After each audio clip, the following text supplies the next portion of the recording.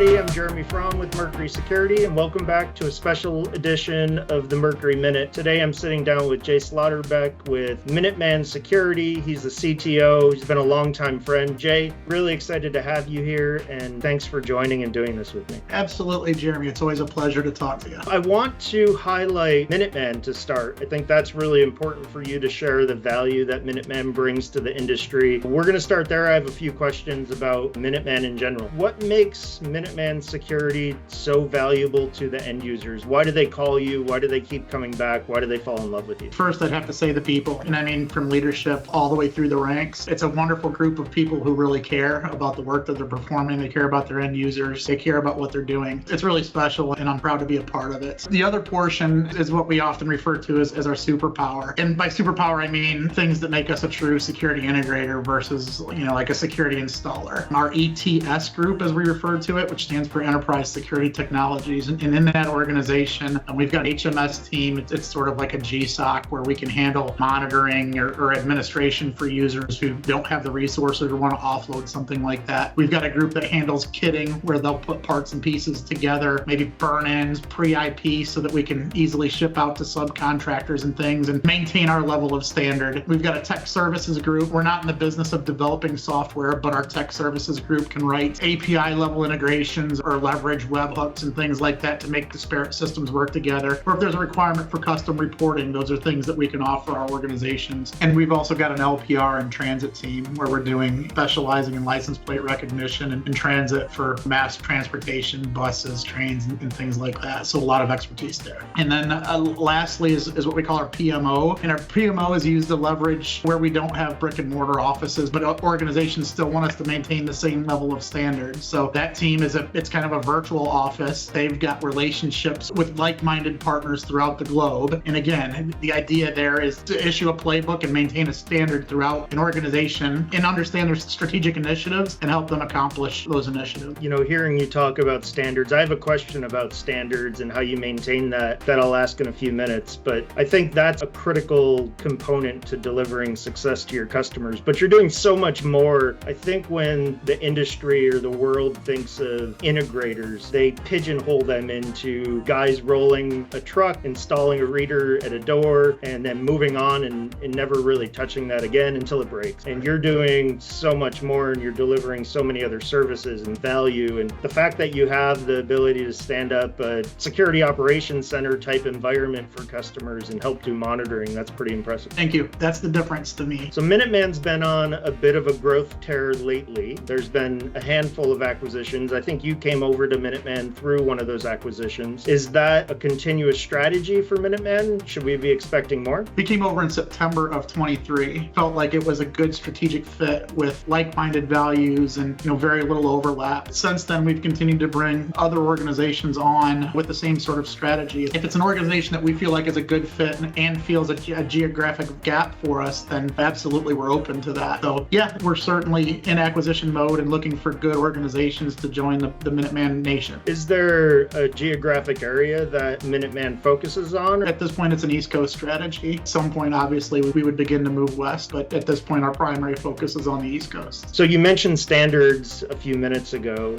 With your acquisition strategy, how do you maintain those standards when you acquire a new company and maybe they don't have the Minuteman standards already built into their core? How do you instill those, and how do you ensure that they're delivering the best quality solution and products to their customers? That's a tough thing to do, Jeremy. I was always very big in my organization on focus, meaning, not trying to do everything for everybody and not trying to sell every product to everybody. That doesn't necessarily work when you're in a high acquisition or a high growth mode organization, because companies are catering to different verticals and maybe there's different product lines that work better in those verticals. So obviously there's no dictation of what lines organizations sell. When we acquire a company as part of that integration process, we ensure they obtain and maintain a level of training with those enterprise level platforms that we work with. That sort of leads me into the next question. It's about training. I think we both agree that having technicians and having staff that are adequately trained is pretty critical to a success of a business. What do you do that's unique for your employees to ensure that they have the training and skill sets needed to be successful? A lot of support comes out of our TSG or our tech services group. From a training perspective, we like for them to to attain the highest level of certifications, especially in those key platforms that we're supporting.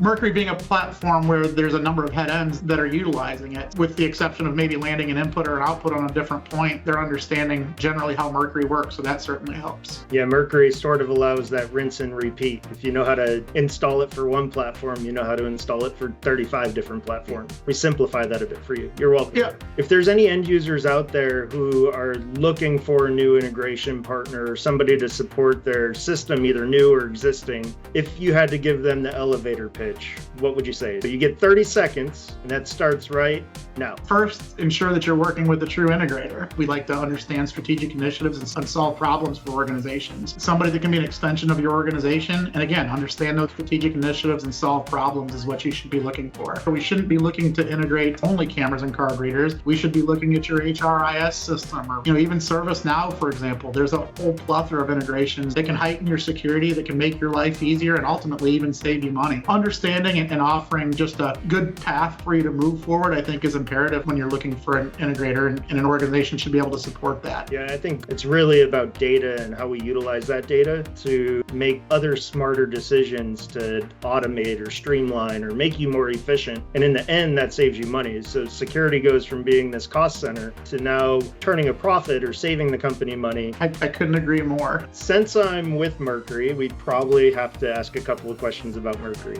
What does Mercury do that makes lives easier for Minuteman salespeople, techs, your customers? Why do they love Mercury, and why is that a product that you often choose when deploying systems? Again, to go back to the training perspective, got various solutions that utilize the platform, so it makes it easier. You can become competent in Mercury and handle the field portion of various installs for us. The other thing I would say is obviously open architecture for organizations is a big thing. And that's not necessarily from going out and taking over a system. We've had many circumstances where customers' current needs might require an on-premise type installation, and they determine that they want to go to the cloud, and we're able to do that with literally just a database conversion. This is a story we've been telling for a long time, and that's obviously one of the differentiators, is that there are a number of people who code to the Mercury platform, and in many instances that makes a lot of sense for those organizations. I just did a couple of episodes about myths on Mercury making custom hardware and firmware for certain partners, and I hope that I busted those myths in those prior episodes. But what is the process? You said converting a database. You didn't say replacing boards or changing anything on the controllers. In your experience, how simple is it on the hardware side to convert one Mercury-based system to another?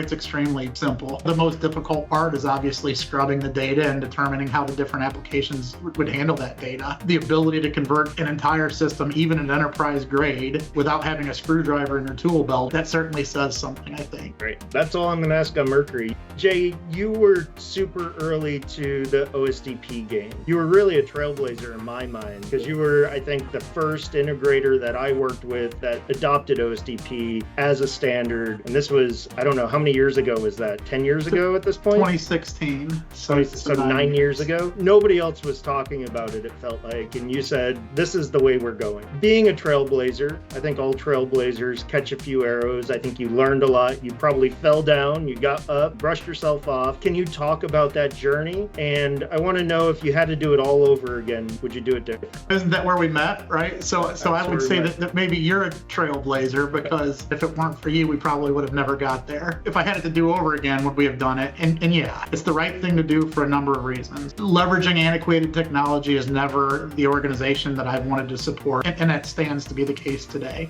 I wouldn't call the technology at that point in time bleeding edge, but because so few were doing it, it was a difficult thing to get support on. If you remember, back in 2016, we had a show, and the intent of the show was to take an HID reader from Wiegand to OSDP V1 to V2 secure channel, and then back to Wiegand. And if you recall, we couldn't make it happen. It was pretty hard. It was a difficult thing.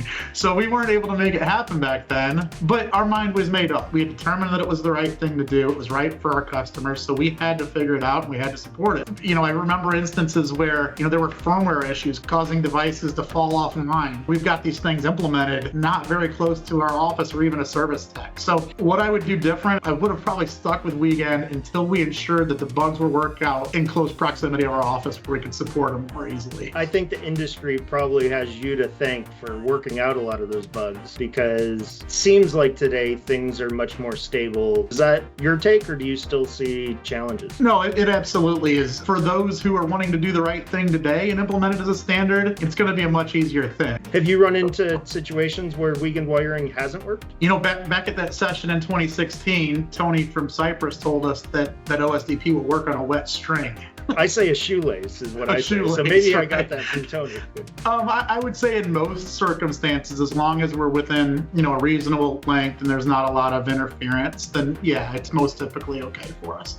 Obviously on fresh installations, there's no reason to use your standard 22 gauge 6-conductor shield, and you use the right cable, but for retrofits, that shouldn't be something that holds customers back. Outside of OSDP and outside of credential technologies that are vulnerable, I feel like we've beaten those to death. What else should we be paying attention to in terms of cyber when it comes to access control? I'll be inclusive of OSDP. When we adopted OSDP, it wasn't just being OSDP. We wanted to be able to tell an organization that if you purchase a system from us as a standard, we're going to offer encryption from the credential to the reader to subpanel to main panel to server to client. From our organization, you're getting end-to-end encryption, and it's not going to cost you anymore because it doesn't cost us anymore to provide it to you. We've already invested in the training. With that, there becomes a cyber piece. When we talk about main panel to server, and we talk about server to client, people have to be in tune with TLSs and AES 256. And so I don't know if it's what's next in cyber, but I think that true integrators have to be in tune with what these things are. And that might go back to the question that you asked earlier. What sets us apart? I mean, we've got an organization where we can offer some services. We're not doing entire network scans for cyber hygiene, but we can do it on the security implementations. I think the risk continues to evolve, and we've got to stay ahead of that risk. And unfortunately, I can tell you, I think a lot of folks are really far behind. The fact that the words TLS and AES even come out of your mouth, it just makes me really happy, because I'm out there every day talking about it, and there's so many that don't know what that means and don't know the implications of running old versions or not running TLS at all. It terrifies me that they're putting this information and exposing their entire system to ransomware. And it's more than just somebody getting through a door. It's personal information, it's intellectual property, it's access to critical infrastructure. So the fact that you're out educating just makes me really happy.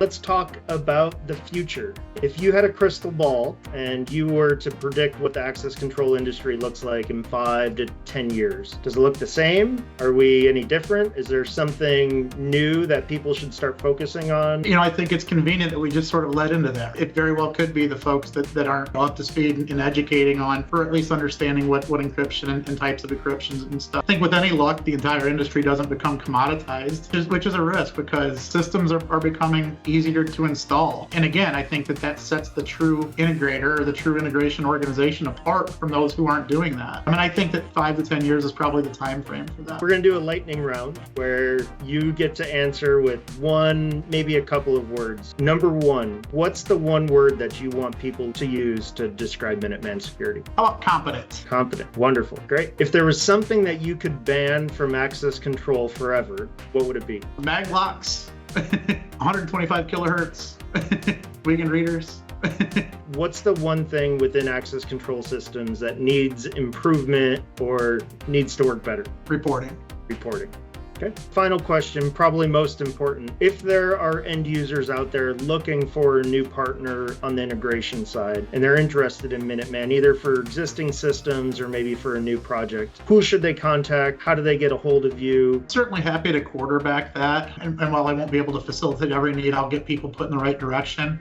If not myself, then our CRO, Jack Johnson, would be a good person to reach out to. Jay, thanks so much for the information and for joining me today. Really appreciate you spending the time. I think customers that are interested or looking, Minuteman's a wonderful choice. I know the quality of work that Jay demands out of his employees and his businesses. I think you'll be in a great place by talking to Minuteman. So Jay, thank you. Jeremy, I appreciate that, and I appreciate you taking the time to speak with us. I hope you have a great day. Well, There you have it. A huge thank you to Jay for sharing such valuable information about Minuteman Security and for always being a champion for their Mercury-based customers. Tune in next Monday morning, 11 a.m. Eastern Time, where we'll discuss how to design a system in a centralized environment. That's the Mercury Minute. Stay open and stay secure, my friends. See y'all next time.